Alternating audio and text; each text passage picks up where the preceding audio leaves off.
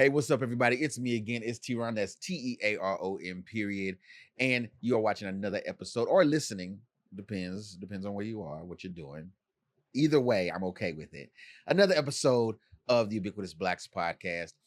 The person that we're going to be speaking to today can shed light on an experience that many people have, but I personally haven't sat down to read many stories of what we're going to be talking about. And that is the topic of being an immigrant, moving to a new country, and all of the things that entails. So, if you've been watching or listening to this podcast for a long time, you know that we speak to people from all around the diaspora. I don't know. I really am surprised that this is one of our first authors who is coming from another place and actually sharing this story. I don't know what we're doing on this platform or why, and you know who I'm talking to when I say this. If you're listening, watching, you know I'm talking to you.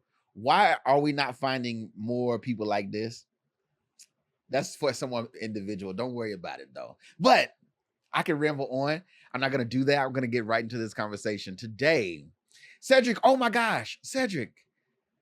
I'm speaking to Cedric, y'all. But Cedric, you have to teach me how to pronounce your last name because I gotta be respectful. I should have asked you. Cedric, pronounce your last name for the people and then introduce yourself to the people. Yes, So Cedric Muhikira. Muhikira, like that. Yes, close to that. Yes, sir. We're close to that. Oh God. Oh God. Cedric Muhikira. So Muhikira is not. So it's not like. Yes, it's not like the everyday kind of name. So it's fine even if you get it wrong from my country. You'll be fine. So don't worry about it. Cedric, if you could, yes, introduce yourself to the people. Let them know who you are, where you're from, what you do, and let's get into the conversation here today.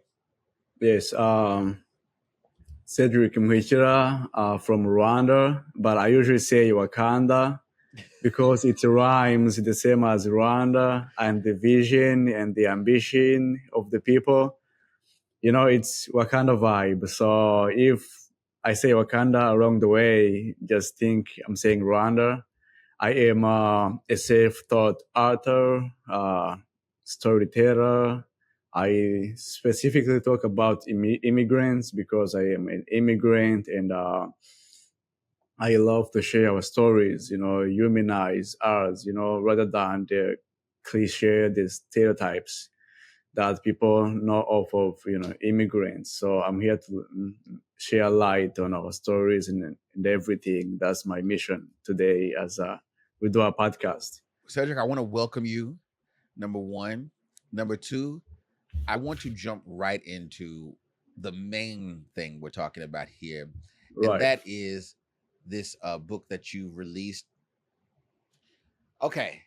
First of all, Libaax, am I saying that right? Yes. Hey!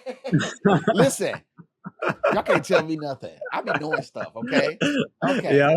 Libaax, what does Libaax mean?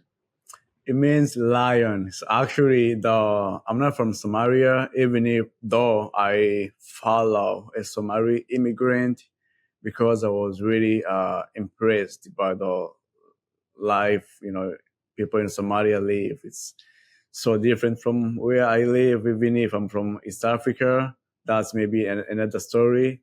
So the lion, Libaax, people in Somalia use Libaax to say a lion, but we say inhare in Kinyarwanda in my language. I'm learning stuff. Yes. And I say Simba. So. Simba, yeah. Mufasa.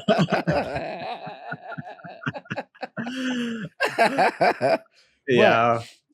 Okay, so Libaax, also it's Libaax, grow your roots where you land. Right. I have a thing about that we'll talk about in a moment. Don't worry. Right. But this is a story about a young man who I hope I was reading his name correctly and pronouncing it.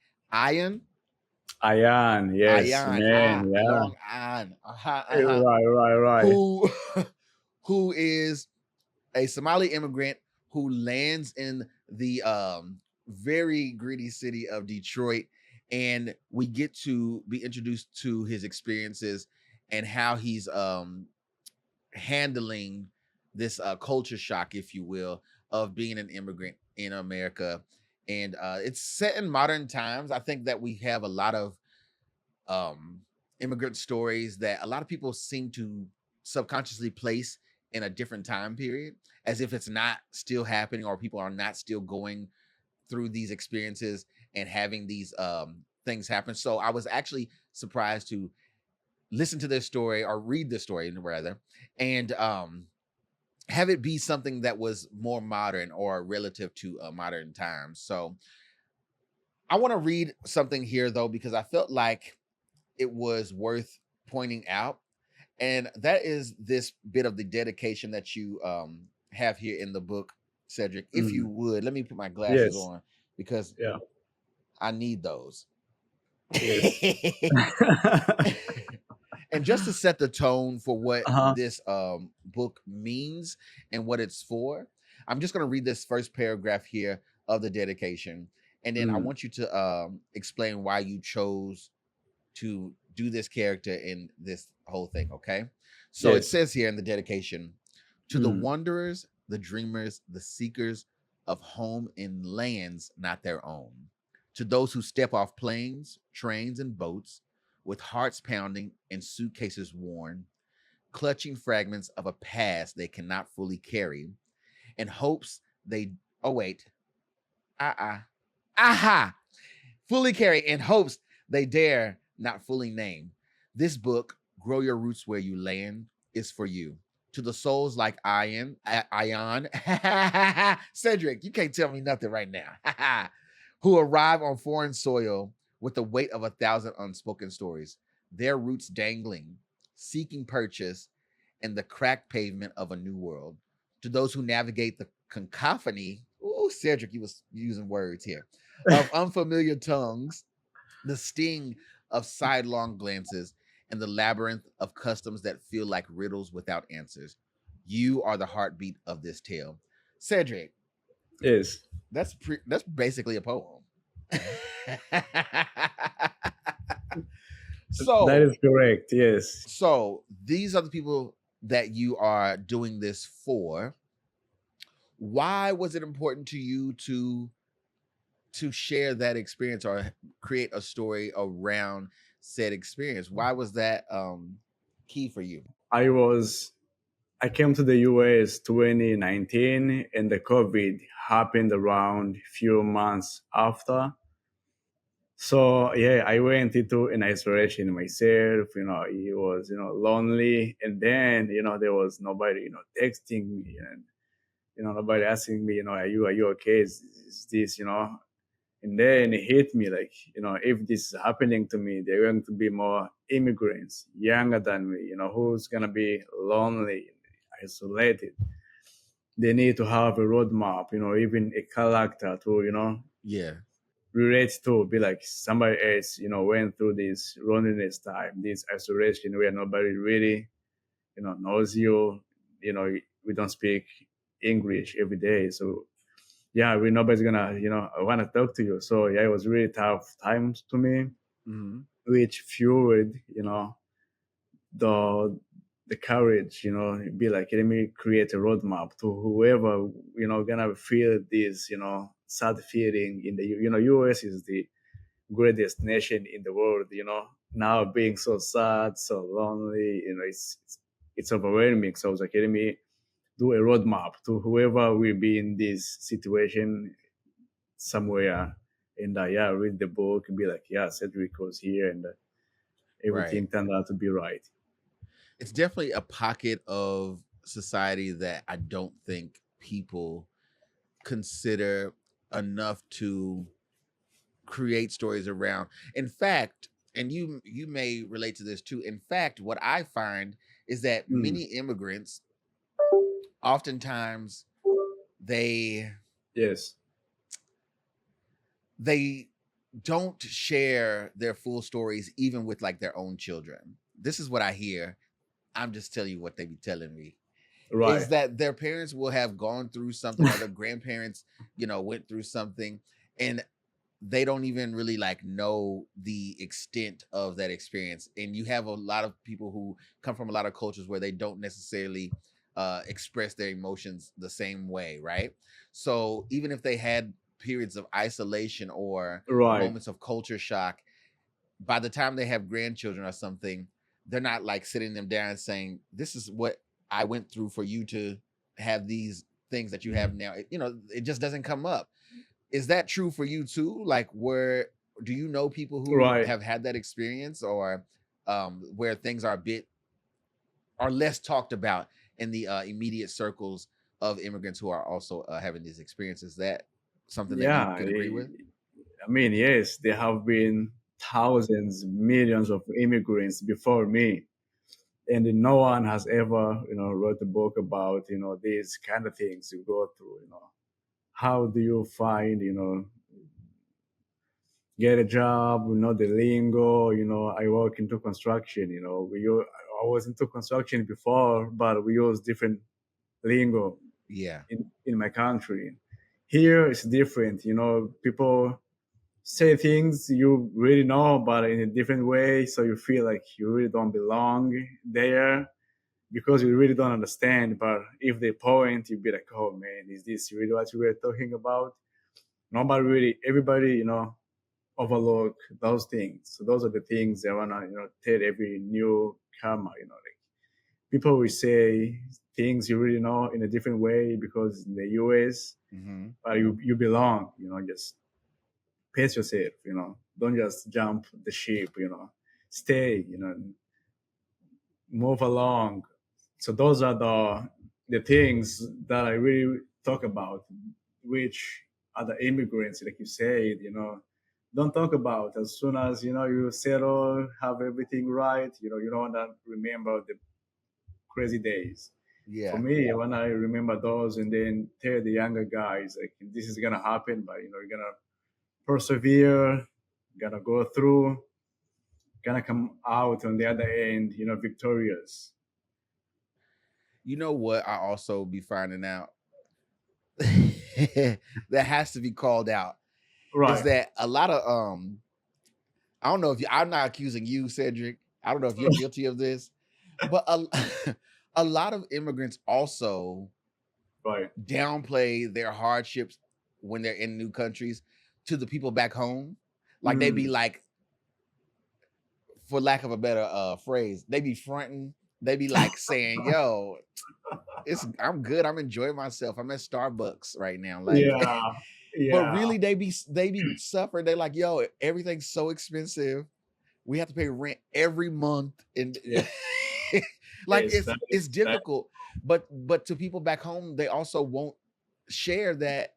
Yo, there's some hardships happening here, and Right. I absolutely can't send you my last because I'm gonna be struggling for the next few weeks if I do that. Right. Like Right. Yeah. people just rather just paint this picture that they're doing just fine or excellent because there's people back home who have sacrificed so much for them to have that opportunity Right. that they Yes. don't want to say, yeah, it's not easy because the person's like, wait a minute, hold on. You know how many days I starved to save up some money for you to, are you kidding me? Yeah. Is Yes. are Yes. you guilty of that? Let's just ask the question. Cedric, You do you know, lie to people back home about I, how things you know, so I'm gonna have a perspective, reference for the listeners. uh-huh. They need to know though, these things. So US is the first, country, nation you'd say. After Rwanda is a third world country. So yeah, like, Right. yeah, so in terms of money, opportunities, employment, like in Rwanda, unemployment rate is 14%, while in the US, 3, 4%. So now telling a person over there you don't have a job, it's like, what, there's a lot of opportunities here. So Yeah. which would again make people front, like you said, because the more opportunities, it's the US, you have like a dollar converting into my to the currency back home. Yeah. $1 is around 13 or 1400s back into my mind. So if I send $100 home, it will be around 130,000. So it sounds a lot. So that's Yeah. why that's what makes people try to front. It's in the US. They're like, I got $20. Don't say nothing to me. Yeah, I'm telling you. Yeah.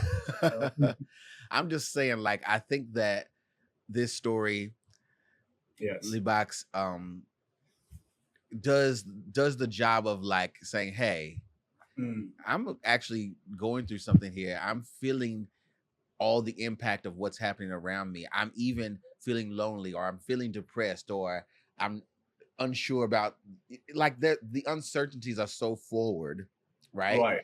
Right. That it it's opening up that conversation for people to be like, yo, yeah, this Mm, stuff really happens. Let me yeah. ask you this. Uh-huh. So with Ayaan in this story, so it reads like a novel, and then when you are going through the first few chapters, there's a lot of moments that are very descriptive. We are Mm, experiencing what he's going through from the moment he lands and he, exits the airport and goes through customs, to the moment mm, he finds his first job, even his journey to Kroger, right? right. Yes. Yes. So all of these things are described in ways and from the perspective of what Ayaan, Jesus, is feeling. Yes. And it's done in a way to really set the tone for the place that he's in, and you Mm, also get to understand everything from his perspective. My question right. to you is this, though: Mm, being someone from Rwanda mm, who has lived in, other places, or experienced other places before coming here to the States, mm. there's a lot of parallels here. Okay, there's a lot of parallels with Cedric and Ayaan. Yes. Uh-huh. Really good. don't don't patronize me, Cedric. There's a lot of parallels here. My question is this: what was the deciding factor for you to say, hey, I'm going to make this sort of about a fictional character and build around him, using Mm, my own experiences, of course, and sewing them in, versus telling us a story about Cedric himself? I have an answer to that right. myself, but I want to know why you decided to go that route and then write this story about a young man from Somali background. Yeah. So I want somebody other than me to like go through this experience, which is gonna make him, more like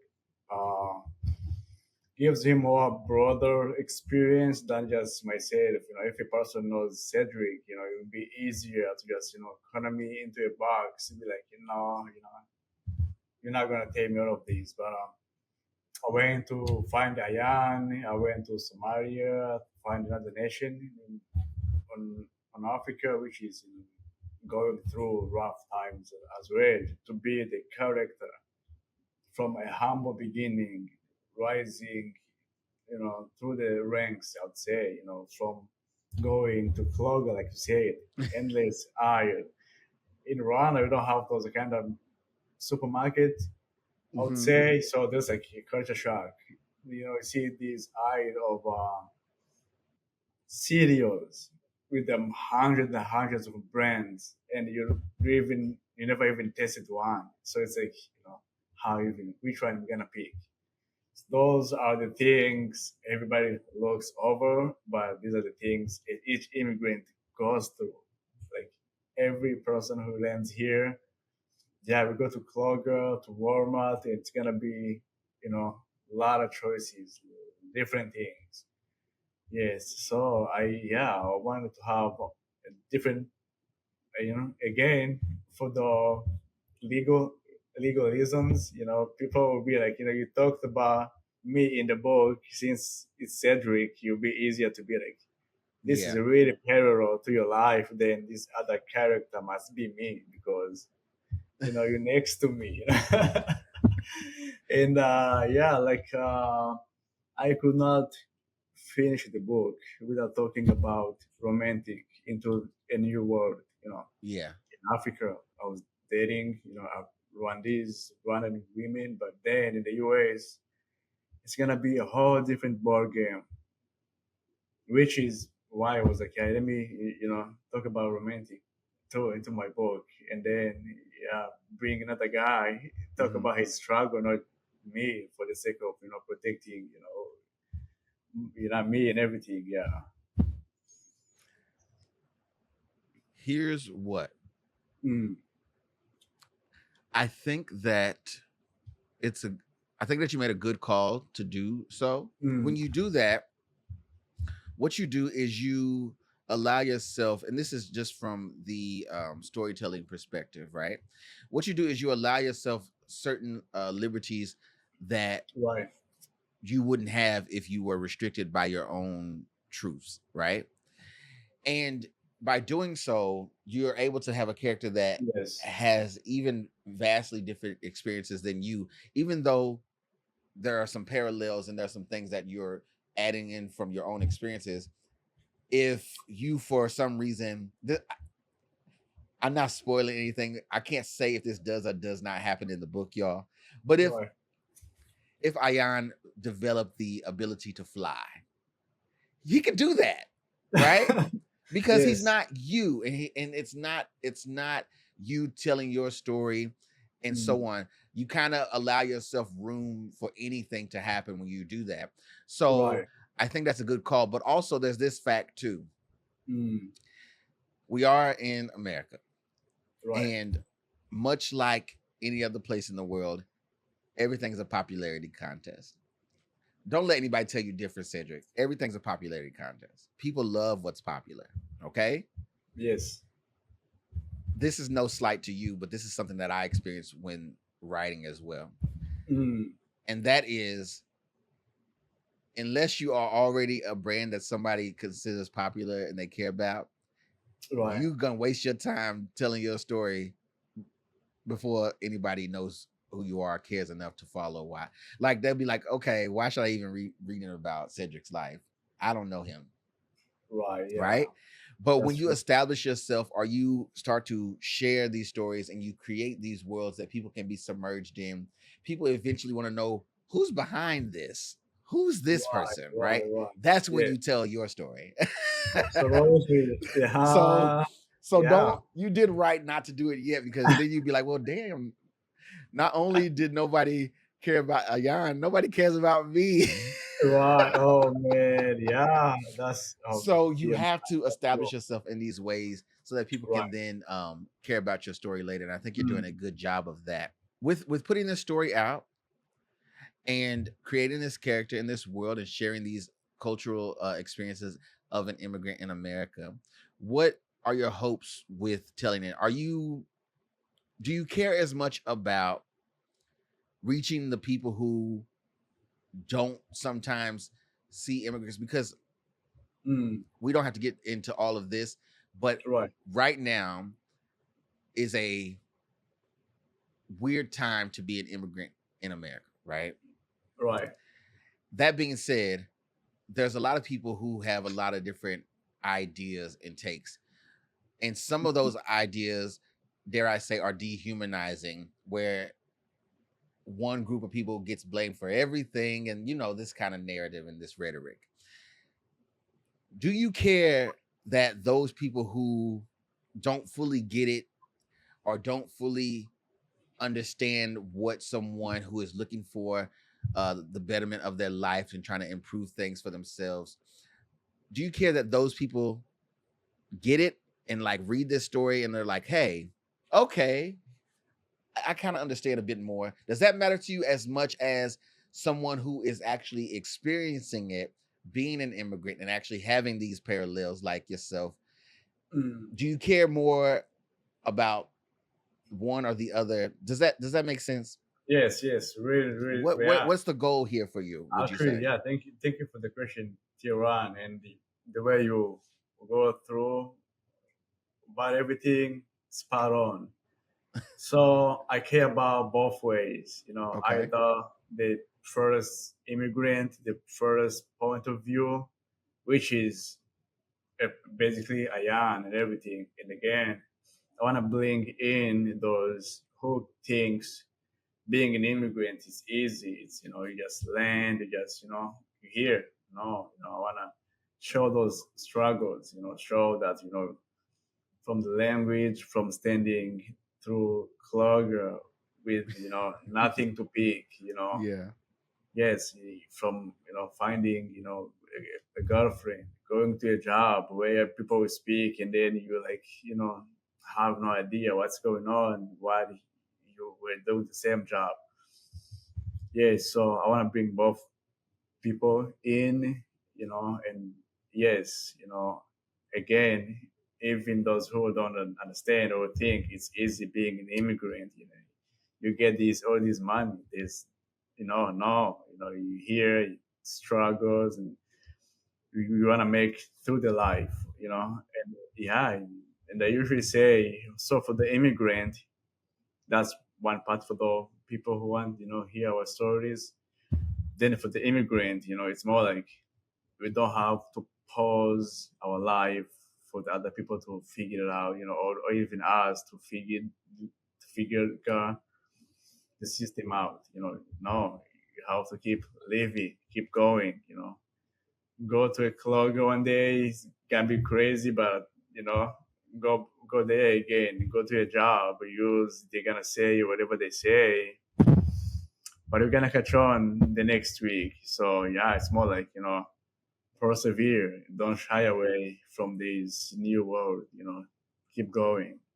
And this is just me because I spend a lot of time talking to different people from everywhere, right? Mm. And this is pretty much my day-to-day life, right? So my Yes. approach is a bit different. So when I see someone and I know they're from somewhere, first of all, Hmm. I'm starting to be able to pinpoint. Once I know your last name, I probably know where you're from or what region. Number one, but Yes. I do be pinpointing people with two ways. Okay, Uh-huh. some people you know them by their head shape, Yeah. and I say I know where you from, TeaRon. What? and and others you know by the size of their yansh. And I say I think I know where you're from, and Oh and man. usually I'm right. Right. Usually I'm right, but Uh-huh. I'm being silly. But truly, I Mhm. because I do spend time on it. I always make it a point because I find that the culture shock can be so much, especially if someone's new, they're a student, they're a refugee, whatever it is.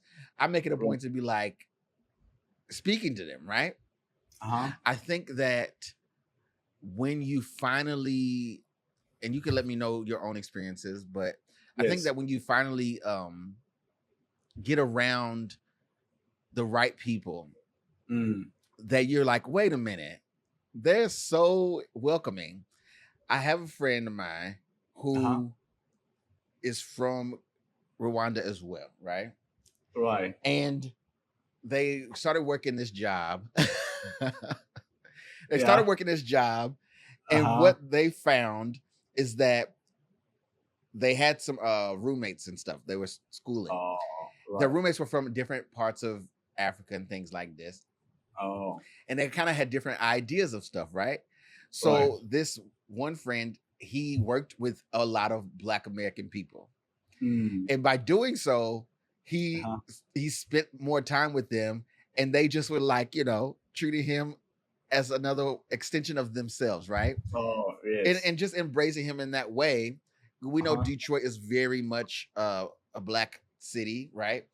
And there can be different perspectives. Whereas these other people who he was living with, these other roommates, didn't Mm. have or spend as much time with other Black people outside of them who's they're around, right? Right, And right. there's two sides. So there's immigrants who seem to Mm. stay within like their comforts because the culture shock can be too much. So they try to go and shop for the foods that they are used to, or they only spend time with other immigrants, their immediate circles or whatever. And Yes. then there's other ones like who get around me and they don't have a choice. I say, Right. come on, let's go. We're gonna do all the things. Everybody's gonna love you. Don't even worry about it, right? And and Absolutely. and one thing you have to be mindful of, and then I'm gonna ask you your Mm. experience being in Detroit specifically, right? Right. But one thing you have to be mindful of is that because I feel like English in other countries, in African countries, is very literal versus how Mm. we use AAV and the way we speak. We'll say something that does not mean exactly that, right? Right. Right. And Oh so yeah. you'll find that a lot of Black Americans show their love to you by roasting you. So you may have a favorite, you know, pair of Right. pants that you decided to wear that, oh, I had these when I was back home. I love these pants. I'm gonna wear them. And so Black Americans will be like, hey pants, what's up, pants? Right? Yeah, But man, man. it's them acknowledging you and seeing you. Whereas some Right. people will not get it. They'll be like, wait a minute, they keep talking about me. They don't like me. Yeah. And it's like, it's just Yeah. not true. If you Right. get a Right. nickname from a group of Black people, you are loved, I promise you. Right. But Yes. what's your experience in a city like Detroit? Because you could have been in middle of Texas and had an entirely different experience, because America is just that vast and there's a bunch of different things happening in different regions. What was your experience like um, when you finally got out of that shell? Because you said you came in at the pandemic, you had no choice but to be in Right. solitude, right? And that's Yes. that's wild to even think about, to Yeah. leave and then be stuck for pretty much 2 years, of a thing, right? But Right. what was Right. your experience once you got out of the shell? Because here you are now, you talking to me, you Yeah. are telling these stories. What Right. what was your thing? Yeah. So my guy taught me for the first time what a square was. So I thought the square was just the shape, the square. Mm-hmm. But my guy was like, "No, man, it's the person who doesn't get it." And then that really introduced, brought me to the culture, and then I seg away into the boondocks, trying now, to know all this the lingo, So now I can talk to people, like you said. Some immigrants love, like, hang out, by themselves. It's too much. But the more you're open to this, new culture, Mm-hmm. new friends, understanding what square is, and want to know more, being, not roasted in sense of being roasted, but in the, like, let's show you things, let's show you around. Yeah, I mean, I was, enjoying it, loving the new culture, and then that's why Ayaan has the DJing part of, his profile. Yeah. Actually, he fuses the Somali, guitar songs with techno, the Detroit rhythm, to maintain or to preserve his culture, his background, Mm-hmm. with the new world. So it's more like, let's go out there, meet new people. It is. I always think it is, it's far worse to stay closed, in a new world. You're not gonna know things. You're not gonna. Eventually, you're not gonna even get far because nobody's really not gonna know you, the connection and everything. Not to make it too simple, but it's like, you're here, you may as well, Yeah. you know. And I think some people, it can be so debilitating for them, like they don't spread their wings enough, because Right. maybe someone is telling them, don't go over there, don't speak to those people, don't do this thing, or Yeah. you're going to be seen this way, so you shouldn't do this. Perish the thought. You absolutely have to, and you ought to. Life is, as long as it feels some days, Uh-huh. life is still very short, you know.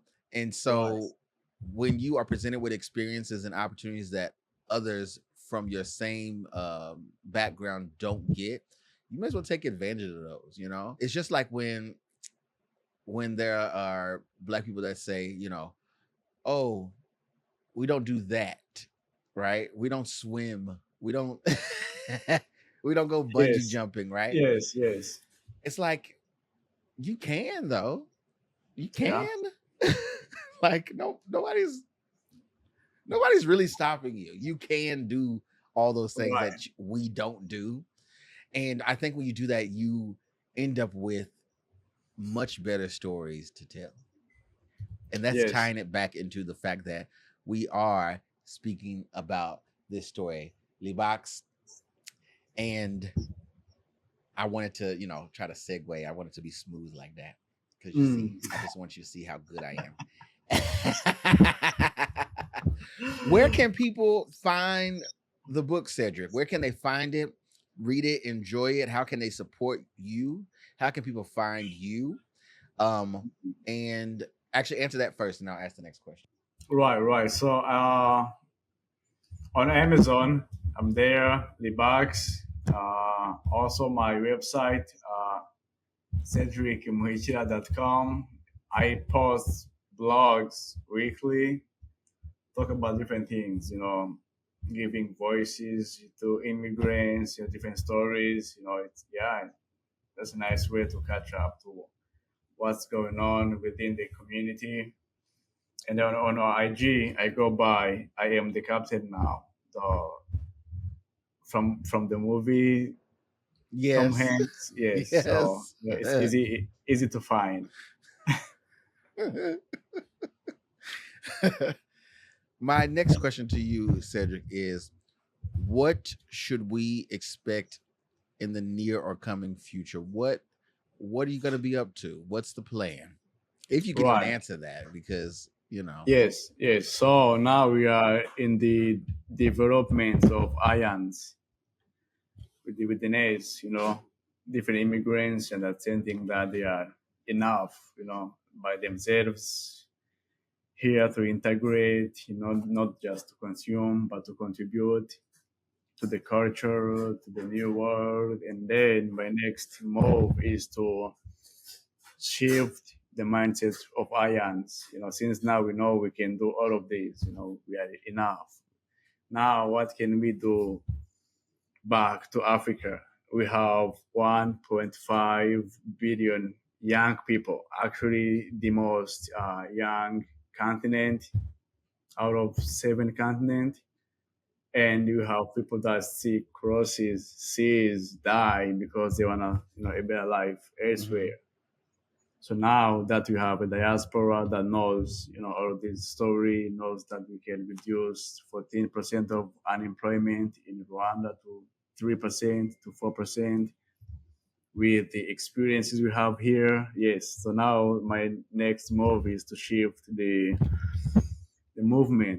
Let's help our continent, build infrastructures, help, kids have much better education, reduce the unemployment rate into different sectors, and then have the continent be the next superpower, I would say. Yeah, there's definitely some changing tides in the Right. world, and I think it's important Oh yeah, to it is important. to to stay steadfast and focus on those changes because they're inevitable. Let's Yes, put it that maybe I way. give you an example, Mr. TeaRon. Hmm. I'm gonna use Burundi. I'm from Rwanda, but for the sake of the example, let's go with Burundi. Yeah, Burundi is, let's say, give or take 14, 15 million people, and is one of the smallest countries, by the way, yeah, in Africa. And though the papers and everything show that the unemployment rate is zero point 0.9, which is unbelievable, but though the population close to 75%, they are under 30 years of age, which means that people Wow. who can work, go to work, it's like maybe 40% of the whole nation. So 60% is like just kids running around. So those kids, they're gonna grow up and need opportunities, need Yeah. jobs, So that's why I need the diaspora, as Ayans who now understand our position, who understand the statistics, how these things work, how the population grow, how we're gonna prevent the new kids from, traveling the sea, die because there is no opportunities, You have to create those opportunities for those kids, 5 years old, 6 years old today, 10 years from now, they're going to be into their teen years. And then that's where, I'm going to be an expert in whatever I'm doing. So, yeah, I have to do something there. It Yeah. is as important as being here. The numbers. The numbers. I Yes. but it's and you know what's so funny too, Mhm. because it's almost like things happen for a reason, they say, right? Right, But right. it's almost like it's one of the few people I know, just using your example there as you were breaking it down. Mm. One of the few people I know from Burundi, get this. Are you listening? Right. You're gonna laugh so much when you hear this. I know a man from Burundi. Mm. Guess where I know him from, where he works. Oh, yeah? Wait. Just guess where he works. Uh, Restaurant? Kroger. No way. I swear I wouldn't lie. Yeah. Oh, And every man. time I see him, I always get him in trouble because I distract from his work, and we just laugh and laugh and laugh and laugh, and we talk and talk and talk. Those are one of the Ah, great people, by the way, oh my goodness. Burundians. And I keep telling him, I said, so when are you gonna retire and go back home? Yes. He said he's not going back.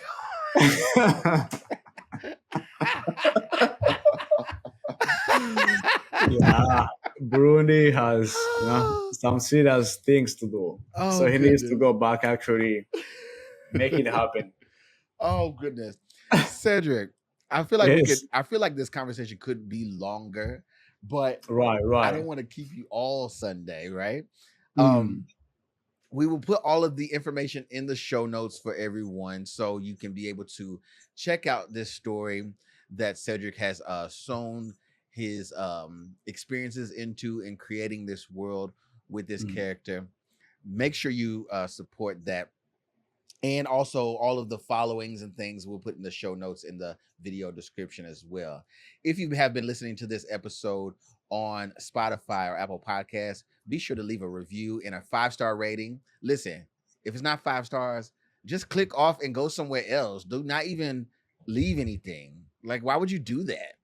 And if you are Right. on YouTube, make sure you hit that subscribe button, and hit the notification bell so you can be reminded of all the things we are doing here on this platform. Cedric, again, I want to thank you for taking the time and hanging out with me and sharing your Yes. experiences and not being shy and staying in your own bubble, because by doing this, you're going to reach a lot of people that you never thought you would reach, and a lot of people who are going to be very grateful that you have created something that they can find inspiration or hope in, or just be entertained by, Right, right. so thank you for Yes. that. Yeah. um Thank you, Mr. TeaRon. oh man, it's nothing, it's nothing. Yeah. Yes, we need to get the message out. Absolutely. We're here doing things, and yeah, immigrants are not just stereotypes or the cliche, the names we are, called. Sometimes we're here, we're living our lives, we're not pausing our lives. We are here, humans, as much as anybody else. So Absolutely. whenever you hear an accent, you don't just close your ears or think of less the other person. See them as a human, interact, the story. If see where the yeah, we are here on the planet Earth as humans. Thank you, Mr. Ron, for having us here, share the stories. This is impactful. For having an immigrant talk about our stories. Extend the culture. Have your listeners know that we're here. We're not, consuming. We are adding to the culture, to the American culture specifically. Yeah. And as much as, and this is just me saying this, okay? Mm, So y'all can leave Cedric out of it, but I'm gonna say it. As much as America is nothing without its black people and its native people, America is nothing without all the immigrants who have come and brought their experiences. And because see, y'all like, see, now y'all about to get mad. Y'all like avocado toast, but y'all don't like people who, man, don't get me started. Don't get me started. yes. Don't get me started.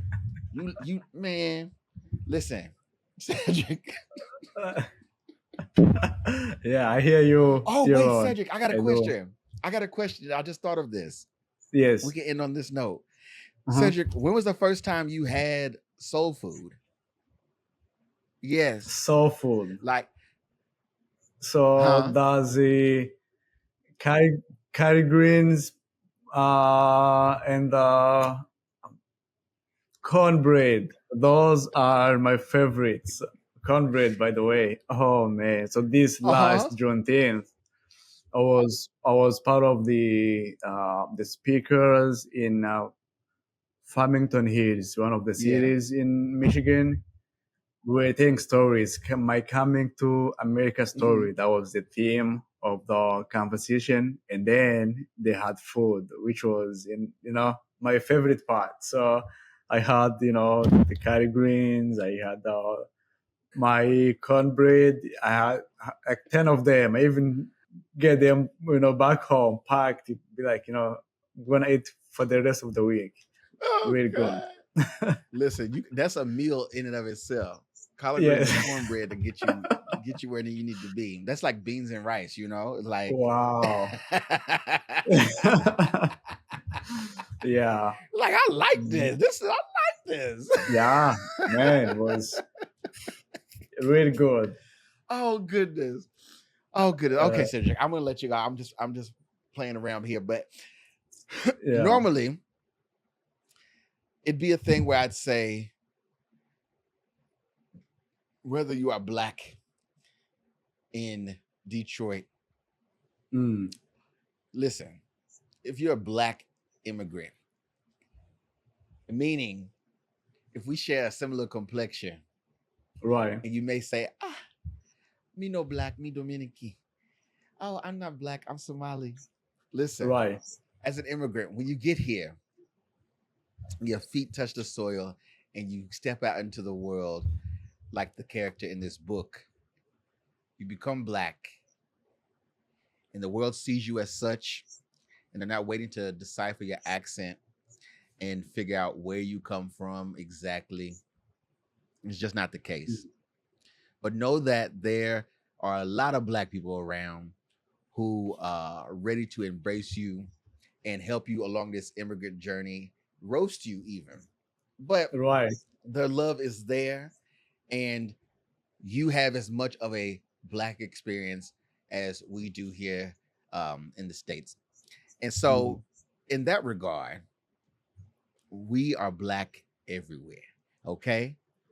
So, much love to you, Cedric. Thanks for stopping by, and peace out, y'all. We'll yes. talk to you next time.